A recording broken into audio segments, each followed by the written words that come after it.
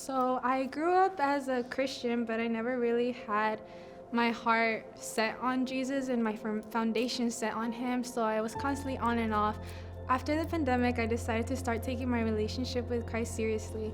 Since we were in quarantine, I had nothing to do, so I decided to read my Bible, and all of a sudden I just got closer to Him, and now I got baptized last November, and now have been living for Him since then, and it's been a great journey. We all are called to go out and reach others, because I felt the love and I was thinking, dang, like I want others to feel the love of God. Like it's something that shouldn't be held to ourselves. Like we should want everyone to like feel the way that we feel, because God, His presence is just something undescribable. And it's like if you had the vaccine for like the worst disease in the world, wouldn't you want to share it? Like I always think about it like that, and it's just I feel it and I want others to feel it. Jesus, He's just love. Like His love is unconditional. He's my Father. He's shown me love in so many ways. He's brought me out of so many like depressive states, so many like bad states that I've been in. He's brought me out of it, and He's just shown me what a true Father is, what a perfect Father is, what a perfect God is. And He's just, I don't know, He's just perfect, and He's amazing, and He's everything that you need Him to be. Like if you're missing on any area of love, like He always fills that area of love. He always fills that void, and it's just something indescribable. So I started reaching out to people about God by just doing like simple tasks. Like I wanted to share my faith, and I thought social media was like the easiest way to do it. So I just started posting like TikToks or like Instagram posts. I would repost those, and once that led me to become more bolder about my faith, I started reaching out to people in school, and I started inviting them to like events at church. I'm like, hey, you should come to this event. And also like the little cards that Grace Youth always sends out, or like just making your own or something, like you can always just give those out. I would say I've invited like 50 plus people, like almost like half of our school. Like I always, every time we have events, I would just give them out a card. I'm like, hey, you should come and everything. And like over half of those invitations they started coming to church regularly, and it's been a really good experience. So 2 of the people I've invited are Rebecca and Cassie, and they have been coming alongside me with my journey with God, and have been serving in the church and just coming on a regular basis. And yeah, we've grown so close.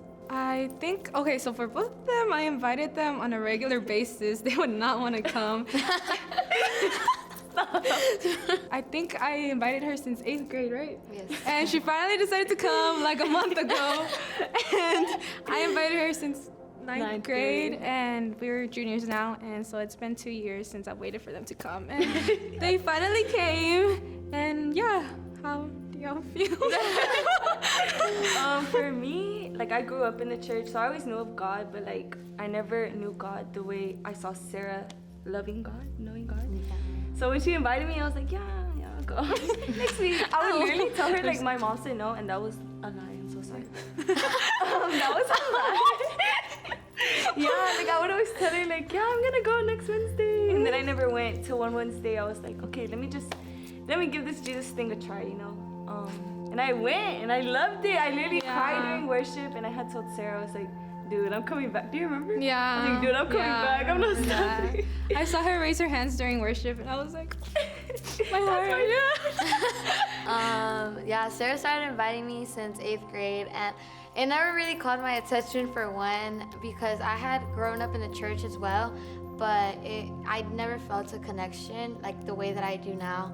And finally this year, I had gone through a tough time, and I just needed help. Like I was honestly desperate. I needed help, and Sarah just had kept on inviting me. I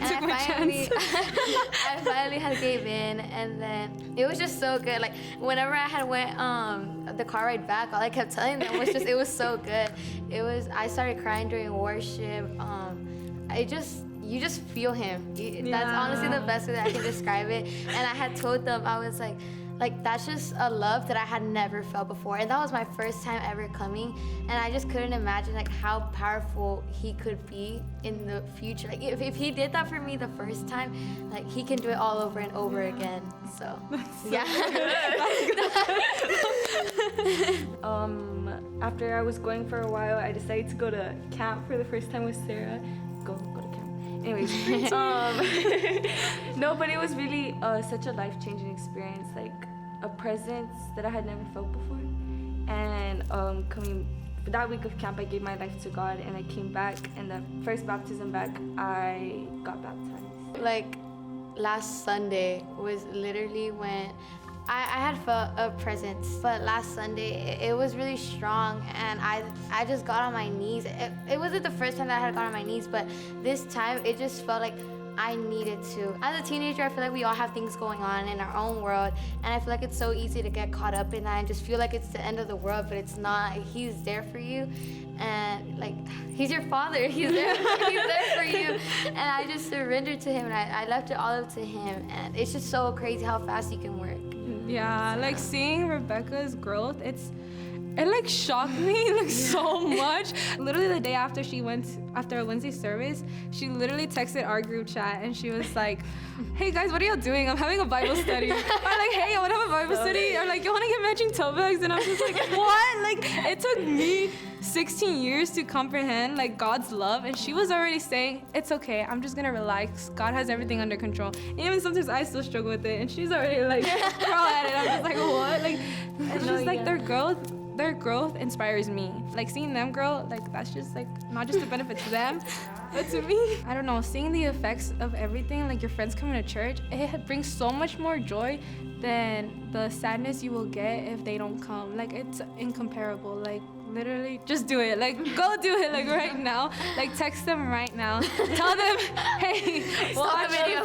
Like, and I don't know, it's amazing. Like don't set their future already for them. Like let God decide their future. Don't decide their future. And yeah, just do it. Like invite them and you'll get yourself more friends, and it'll be a great journey with God. That's really good.